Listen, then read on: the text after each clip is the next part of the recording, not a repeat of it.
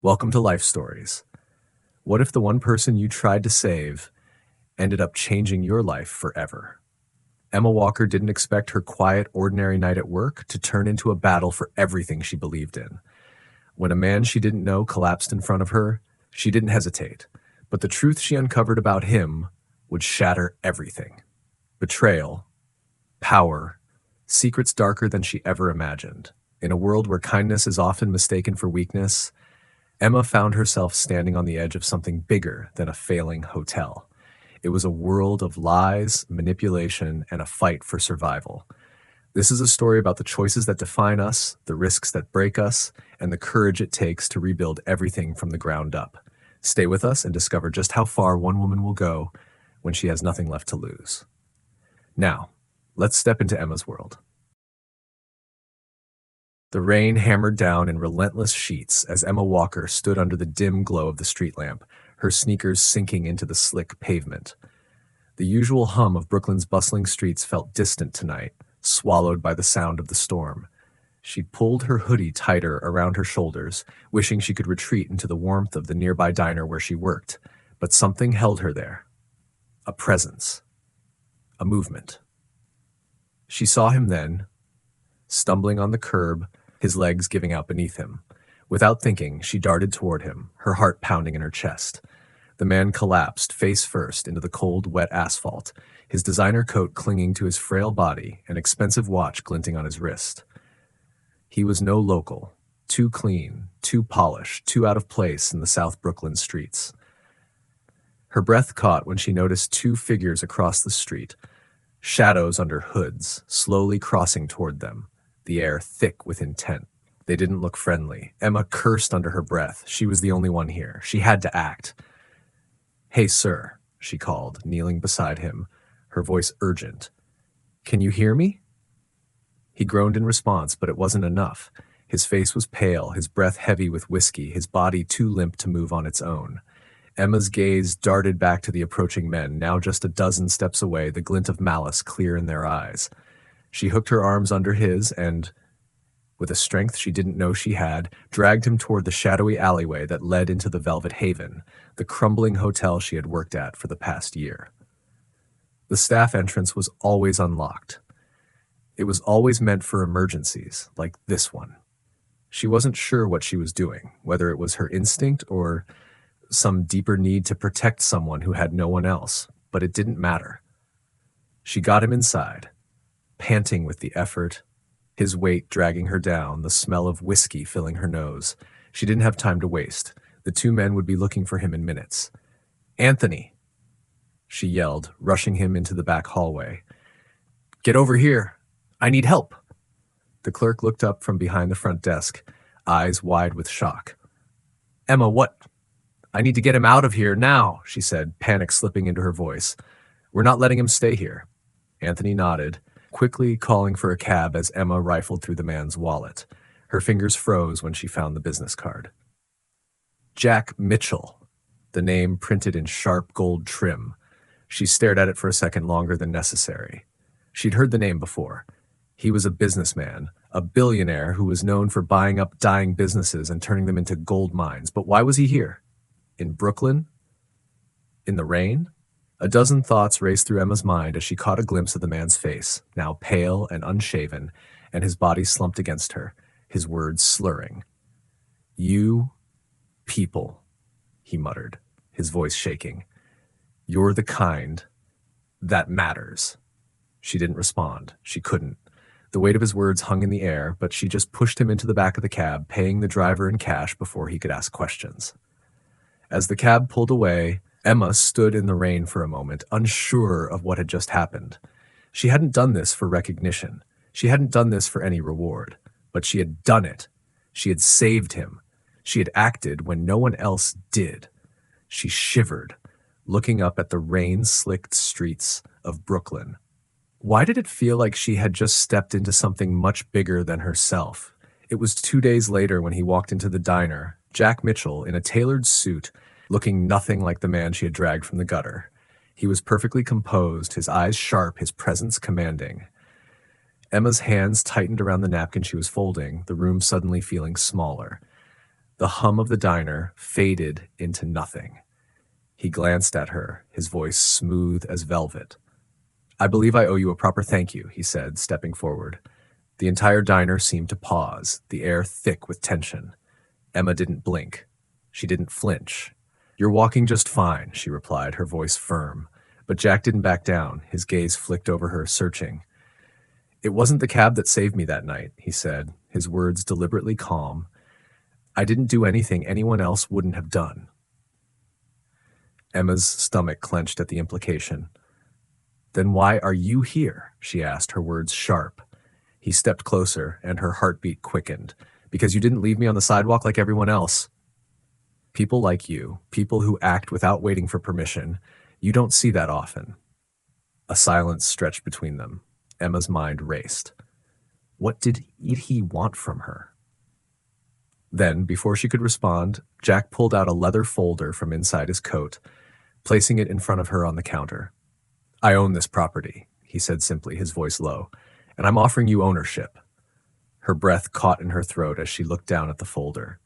Inside were documents, legal papers, financial statements, everything she needed to take over the Velvet Haven, the hotel she had worked at for years, the one that had always felt like it was slipping through her fingers. Was this a joke? She didn't know. She didn't trust it. But the weight of the folder on the counter told a different story. "You're asking me to take over a failing hotel?" Emma asked, her voice trembling. "What's the catch?" Jack's gaze softened, but his words were firm. "There's no catch. You're the only reason this place hasn't fallen apart." Emma looked up at him, searching his face. There was something behind his words, something she couldn't quite grasp. She had known hardship. She had lived through it. But this felt like something else. A test. A game. And she wasn't sure she wanted to play. Was she ready for this? Could she trust herself? The questions lingered as she stared down at the folder, the weight of the decision pressing on her chest. What if this was the one chance she'd never get again? And yet, something inside her warned that this could end badly, that a man like Jack Mitchell never did anything without expecting something in return. What if accepting his offer meant losing herself? The silence stretched, thick and suffocating. Emma stood up, the folder still untouched on the counter. "I need time," she said finally, looking him in the eye. Jack nodded, sliding the folder closer to her. "Take all the time you need," he said, "but don't let it slip away." He turned and walked out of the diner without another word, leaving Emma standing there, the quiet hum of the diner now louder than ever. Good. Was she ready to take a step into a world she didn't understand? What was the price of doing the right thing when it felt so wrong? The storm outside began to fade, but the tension in Emma's chest didn't, and as the door closed behind Jack, she realized her journey was only just beginning. What if the truth she uncovered could change everything? Emma sat alone in her apartment, the folder from Jack Mitchell lying open in front of her. The papers inside were still fresh, crisp like the night she had first laid eyes on them, but now they felt like something much heavier. She hadn't even looked at the contents since Jack left the diner, his offer hanging between them like a shadow. Ownership of the Velvet Haven, a failing hotel, a sinking ship. What was he really offering? The weight of the decision pressed on her chest, but more than that, it gnawed at her sense of self. She had always been the girl who survived by doing the right thing. When her mother got sick, she dropped out of college to care for her. She worked 3 jobs just to keep a roof over their heads. But this felt like something different, something wrong. She wasn't naive enough to believe that a man like Jack didn't have ulterior motives. Did he really think she could save this place? Or was this just another one of his games? Her phone buzzed, pulling her out of her thoughts. A message from Anthony. "The new owners are starting to pull the strings. I overheard them talking. They're clearing out the old files, getting rid of the mess before anyone notices." Emma's stomach churned. Clearing out the old files?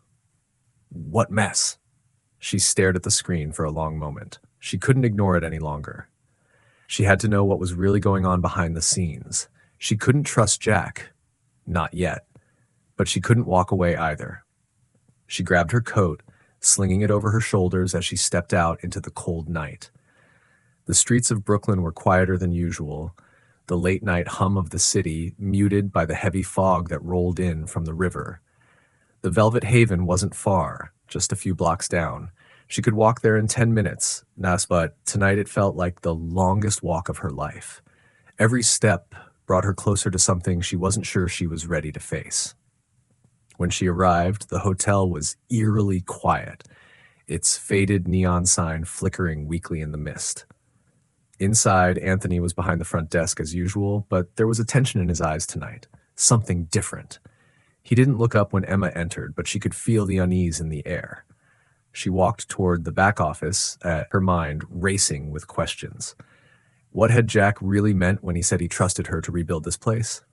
She pushed open the office door, the stale air inside thick with the scent of old paper and dust. The room was still a mess, the same as it had been when she last saw it. But something had changed. There was a new folder on the desk, a new stack of papers that hadn't been there before. She stepped closer, reaching for it. The name on the folder was hers. Emma Walker. Her breath caught in her throat. She opened it and her eyes skimmed the first page. Plans for a complete renovation. New financial projections, a complete restructuring of the hotel's management. The numbers didn't add up. The projections looked too perfect, too clean. And then she saw it. The one thing that made her stomach twist in horror. A clause outlining the transfer of the hotel's ownership to a shell company in Delaware. She slammed the folder shut, her mind reeling. She had been right all along. Jack hadn't been offering her a chance to save the hotel. He had been giving her a sinking ship, a mess he didn't want to clean up himself. This was bigger than a few bad financial decisions. This was a cover-up. She spun around, her heart pounding. Anthony was standing in the doorway, his face pale. "You shouldn't have come in here," he said, his voice low and urgent. "Why didn't you tell me?" Emma demanded, stepping toward him. "Why didn't you say anything?" "You knew, didn't you?" Anthony hesitated, his eyes flickering to the door behind him. "I didn't think you were ready for this. I didn't think you could handle it. But now you're in it, and there's no going back." Emma felt the weight of his words like a punch to the gut. She had walked into this blindly, trusting Jack, trusting the idea that she could rebuild something that was already broken beyond repair. She had wanted to believe that this was her chance to make something of herself, to prove to the world and to herself that she could handle it. But now she was staring at the truth. She wasn't just cleaning up the mess. She was being used. A voice in her head screamed at her to leave, to walk away from all of it before it was too late. But another voice, quieter and steadier, told her that this was what she had always done. Face the challenge. Fix what's broken. Emma swallowed hard. "I'm not running," she said, her voice steady despite the storm brewing inside her. "I'm going to clean this up, and I'm going to make it right." Anthony shook his head, his expression resigned. "You don't know what you're getting into, Emma. You don't know who you're up against." "I don't care," she said, her eyes narrowing. "I'll deal with it. I have to." As she turned to leave the office, she couldn't shake the feeling that someone was watching her. The air in the hotel felt thick, suffocating, like the walls were closing in around her. She walked back toward the front desk, her mind racing, the folder clutched tightly in her hands. Outside, the fog had thickened, the streets swallowed by the darkness. Emma stepped into the night, the city's glow barely visible through the mist. She didn't look back. There was no time for hesitation. Was Jack's offer the beginning of her redemption, or was it the first step toward her undoing? As Emma walked into the unknown, she couldn't shake the feeling that she had just uncovered the first piece of a much larger puzzle, and she wasn't sure she was ready for what she was about to find. In the quiet of the night, she could hear the faint buzz of her phone in her pocket, but this time, she didn't reach for it. She already knew who it was from. Vincent King. What happens when you realize you've been handed the keys to a broken empire? And what will Emma do when she uncovers the real reason Jack gave her control of the Velvet Haven? The morning air was cold, cutting through the thin fabric of Emma's jacket as she stepped into the Velvet Haven's lobby. The buzz of activity had started to settle. People were checking in, staff were quietly preparing for the day ahead, but for Emma, nothing felt quiet anymore. The truth was loud. It echoed in her mind, in the walls of the hotel, and in the bruises that had started to appear on the surface of her life. She had taken ownership, but now she understood the true cost of it. The decisions she had made, believing in Jack, in the possibility of a fresh start, in the power of good intentions, had been easy to make in the abstract. But the reality was never that simple. She had spent the last few days digging deeper into the finances, the shell companies, and the phantom vendors. What she'd uncovered was more than just a tangled mess of lies. It was a deliberate scheme to drain the Velvet Haven, a laundering operation, wrapped in the guise of a failing hotel. Jack's offer of ownership had been a way to offload a burden too heavy for him to carry alone.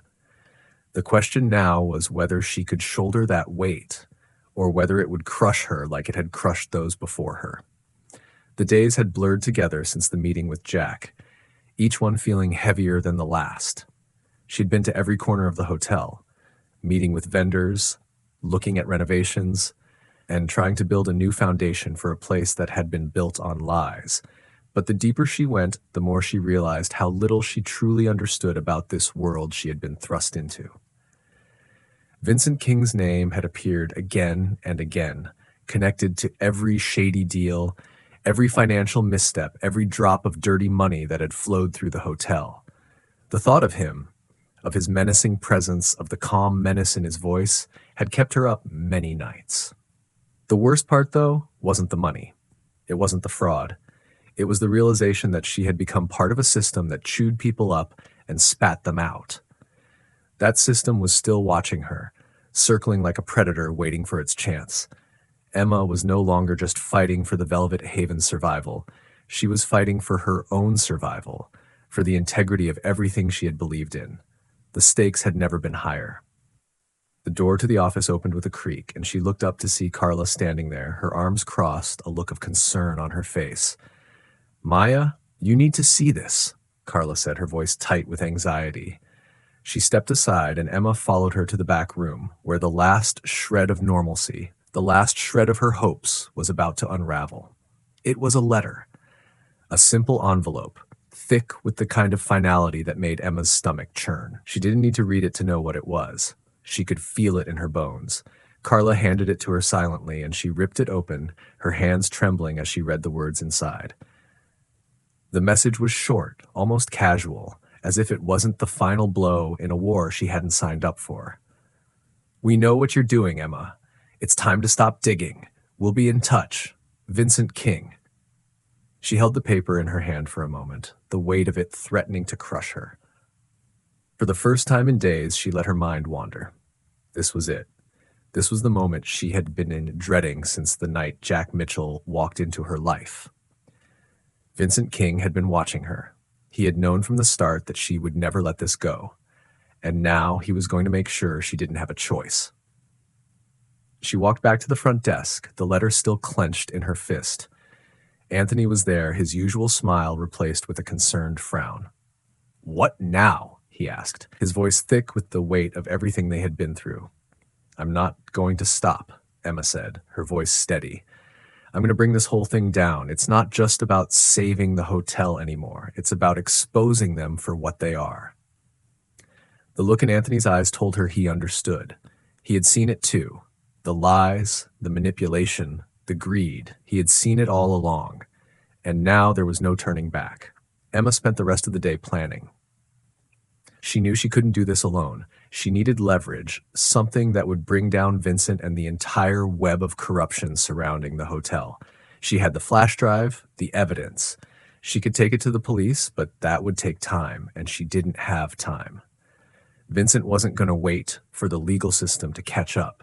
He had the power, the resources, the network. She needed something more immediate. That night, she met with Sarah Monroe again in a small diner far from the eyes of the hotel. The investigator listened quietly as Emma laid out her plan. Sarah's eyes never left hers, sharp and calculating, as if she could read every thought in Emma's mind. "You're playing a dangerous game," Sarah warned, her voice low. "These people, they don't care about the law. They'll destroy anyone who stands in their way." "I know," Emma said, her voice unwavering, "but they've already destroyed enough. It's time to make them pay." The next few days were a blur. Emma had set her plan into motion, gathering allies where she could, people who had seen the darkness of the hotel and who were willing to fight alongside her. She had started to expose Vincent's operation, feeding information to Sarah, who was turning it into a story that would expose everything. She wasn't just fighting for the Velvet Haven anymore. She was fighting for the truth, for the people who had suffered under this system, for herself. Then one night, as the first light of dawn began to creep over the Brooklyn skyline, Emma received a call. She answered it on the first ring, her pulse racing. It was Sarah. "We've got them," Sarah said, her voice filled with satisfaction. "It's all coming to the surface. The press is ready. The police are closing in. And Vincent, he's already on the run." Emma sat back, the weight of everything she had fought for crashing over her in a wave. She had done it. She had won. But it wasn't the victory she had imagined. It wasn't about the hotel or the money or the recognition. It was about something deeper, about standing up when the world told you to sit down, about finding the courage to face the truth no matter the cost. She looked out over the city, the same city that had tried to break her, the city that had now become her home. And for the first time in a long time, she didn't feel afraid. The road ahead was uncertain, but it was hers to walk. What would you have done if you were in Emma's shoes facing such a powerful enemy? Share your thoughts and feel free to comment 100 if you enjoyed the story. Sooner, where are you watching from? Where are you watching from? Let us know in the comments. Don't forget to share this story with your friends. Thanks for watching Life Stories.